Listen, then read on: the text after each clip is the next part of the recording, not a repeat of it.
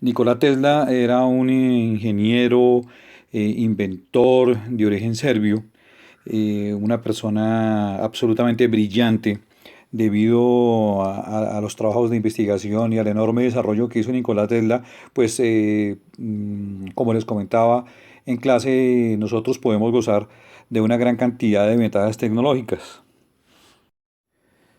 Eh, por ejemplo, tenemos el motor de inducción, el sistema de distribución trifásico, o sea, el sistema de distribución polifásico de corriente alterna, toda la tecnología básica de los sistemas de radiocomunicación. De hecho, en 1945, después de la muerte de Nikola Tesla, la Corte Suprema de Estados Unidos le concedió póstumamente la prioridad legal sobre la invención de la radio, o sea, él tenía los derechos de la patente. Inventó osciladores de radiofrecuencia, hizo experimentos con entes robóticos, desarrolló compuertas lógicas para radios de comunicación segura, la bobina de Tesla, que es un circuito de multiplicación de voltaje, o sea, un circuito para producir alto voltaje.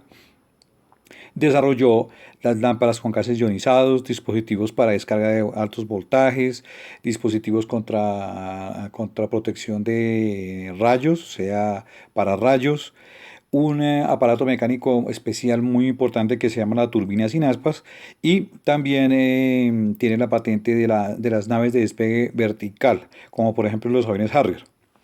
Entonces, como ustedes pueden ver, aquí no hay sino una pequeñísima recuento de todos los inventos que tuvo Nikola Tesla. Entonces, en principio podemos decir que es el principal promotor y desarrollador de la corriente alterna.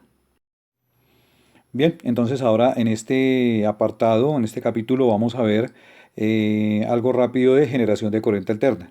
Entonces recuerden ustedes, para poder generar corriente alterna, básicamente lo que yo debo hacer es mover una bobina, esta bobina que está acá, dentro de un campo magnético. El campo magnético lo van a suministrar esta pieza polar, este imán norte y este imán sur. Recuerden ustedes que las terminaciones de la bobina van a un par de contactos metálicos para poder permitirle rotar. El campo magnético se representa mediante una serie de líneas de fuerza de acuerdo a la forma como lo describió Michel Faraday. Entonces, estas líneas supuestamente, es algo teórico, solamente una representación, salen del polo norte y van hacia el polo sur y representan la presencia ahí en ese espacio, en ese volumen, de un espacio lleno de fuerza magnética, o sea, de un campo magnético. Ok, entonces las reglas básicas que tiene que seguir este pequeño generador para poder producir corriente alterna, pues son las siguientes. Primero, entonces la bobina tiene que cortar las líneas de fuerza del campo mientras para que éste induzca una fuerza electromotriz. Entonces se requiere que el conductor o el campo se mueva para que exista la inducción. Por eso es que la bobina tiene que estar rotando. Y algo muy importante, si la dirección de movimiento cambia, la dirección de la fuerza electromotriz también cambia. ¿Qué quiere decir esto? Que la corriente inducida va a ser en un sentido cuando gira la bobina así, y va a ser la corriente inducida en sentido contrario cuando la bobina gira así. Ok, entonces en este pequeño secuencia que tenemos acá, básicamente lo que tenemos dibujado entonces es en estas líneas rojas vamos a representar el campo magnético. Acá vamos a representar la bobina en sus diferentes posiciones. He marcado con una línea punteada amarilla, digamos como la parte superior de la bobina, para que vean cómo ella va girando. Fíjense, por ejemplo, acá, cuando está en la parte inicial, digamos 0 grados, está en esta posición. Acá estaría cuando ha rotado 90 grados. Aquí estaría cuando ya ha rotado 180 grados. Luego estaría acá cuando ha rotado 270 grados. Y luego volvería acá cuando ha dado una vuelta completa, o sea, 360 grados. Entonces, lo que vamos a hacer acá es graficar la cantidad de corriente o de fuerza electromotriz que se induce en la bobina a medida que ella rota. Entonces, en la condición inicial, para velocidad inicial cero, en el momento en que la bobina está tocando muy pocas líneas de fuerza, pues la cantidad de inducción es cero. Vamos a representarlo acá en este punto. Vamos a cambiar aquí un poquito el color de la tinta. A ver, representémoslo acá con cero. Bien. Y él comienza a rotar en este sentido. ¿Listo? Bueno, entonces al llegar a 90 grados, él ya lleva alguna velocidad y ya ha cortado líneas de fuerza. Por lo tanto, yo puedo decir que la cantidad de inducción ha aumentado paulatinamente hasta llegar a 90 grados. Luego de 90 grados, él comienza básicamente a ir poco a poco a disminuir su inducción hasta llegar aquí a este punto, porque básicamente las líneas de fuerza van disminuyendo y la bobina va quedando perpendicular al campo. Entonces, durante esa parte de la rotación comprendida entre 90 y 180 grados, yo puedo decir que la cantidad de inducción comienza a bajar paulatinamente hasta que el nivel inducido llega a cero. En este punto vamos a hacer una pequeña pausa. Bien, entonces tenemos, partiendo de 0 grados, a medida que rotó la bobina, logramos un aumento paulatino de la inducción hasta que llegó aquí a la posición 90 grados, y entre 90 y 180 grados fue disminuyendo paulatinamente hasta que aquí llegó aquí nuevamente a cero. Ahora aquí viene algo muy interesante que observar. Sucede que en este momento la bobina va a seguir rotando, pero fíjense que a partir de este momento la rotación sigue siendo así en este sentido.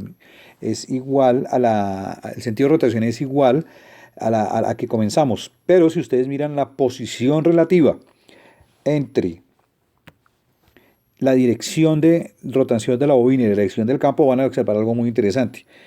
Digamos, cuando comenzó el experimento, el campo iba así, hacia adelante, en este sentido, y la rotación iba en ese sentido. ¿Ok?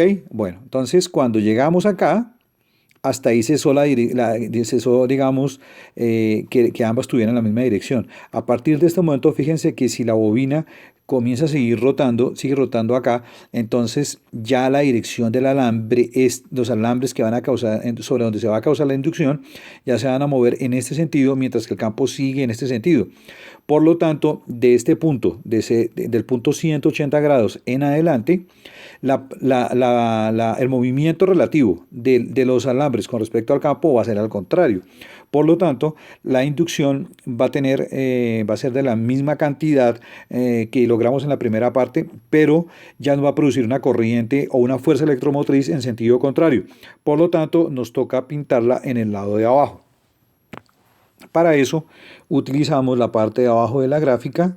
Entonces, desde este punto, acá, aquí, que sería 180 grados, que corresponde a menor cantidad de inducción, él comienza a medida que rote a aumentar paulatinamente el nivel de inducción hasta que llegue acá.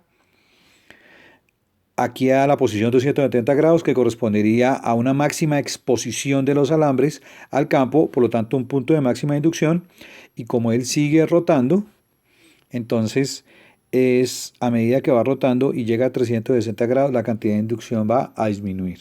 Entonces fíjense que aquí tenemos que observar varias cosas. La cantidad de corriente que se induce en la bobina o la cantidad de fuerza electromotriz es variable en el tiempo. Entonces aquí la cantidad de corriente, la cantidad de voltaje que se produce, ya no puedo decir yo que es constante. Entonces es una corriente que es variable en el tiempo. Por lo tanto, utilizo este símbolo y en función del tiempo. Otra cosa muy importante es que durante toda la vuelta que ha dado la bobina, se ha generado esta forma que está acá. Entonces, a esta forma, o sea, a la parte positiva, se la ha generado solamente durante media vuelta, y a esta parte negativa se ha generado durante la otra media vuelta. En unidades angulares, ¿qué ángulo le correspondería a la primera vuelta? Entonces ya vimos que le correspondería un ángulo llamado pi. A la segunda mitad le correspondería otro ángulo pi. Por lo tanto, a una vuelta completa, a cada vuelta completa que da la bobina dentro de ese campo magnético, le va a corresponder el número 2pi. 2pi representa cada vuelta que va a dar.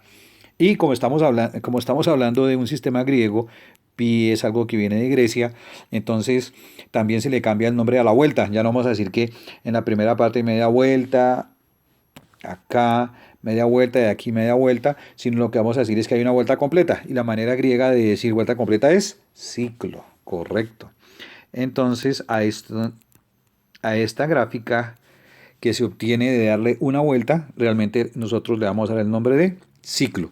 Recuerden ustedes que el tiempo que gasta una espira en dar la vuelta completa, o sea, el tiempo medido desde acá hasta acá, ¿está bien? A ese tiempo se le llama periodo. Periodo, y se representa con la letra T. Y que cuando tenemos una determinada cantidad de periodos, de vueltas en una unidad de tiempo, como por ejemplo el segundo, entonces vamos a tener algo llamado la frecuencia, que se mide en ciclos por segundo, o en honor a un investigador alemán, vamos a ponerle el nombre de Hertz. Hertz. Entonces, cada ciclo por segundo es un hertz y es la unidad de la frecuencia, o sea, la cantidad de vueltas que da esa bobina por segundo. Si yo quiero aumentar la frecuencia de mi generador, ¿qué es lo que debo hacer? Pues debo aumentar simplemente la velocidad de las vueltas. Eso va a aumentar la cantidad de hertz que está produciendo en frecuencia esta máquina. Ahora bien, si conectamos nuestro generador de corriente alterna al circuito, que ya sabemos que el circuito es básicamente un sistema metálico, pues lo que estamos haciendo en esencia es prolongar el sistema metálico, lo estamos cerrando, porque fíjense, desde este punto hasta acá, conductor. Acá un conductor pues de menor calidad, un semiconductor. Desde acá hasta acá otro conductor. Y desde las escobillas, desde estos conductores cilíndricos que tenía la bobina para poder rotar, vamos a conectar la bobina. En esencia tenemos un circuito totalmente de metal.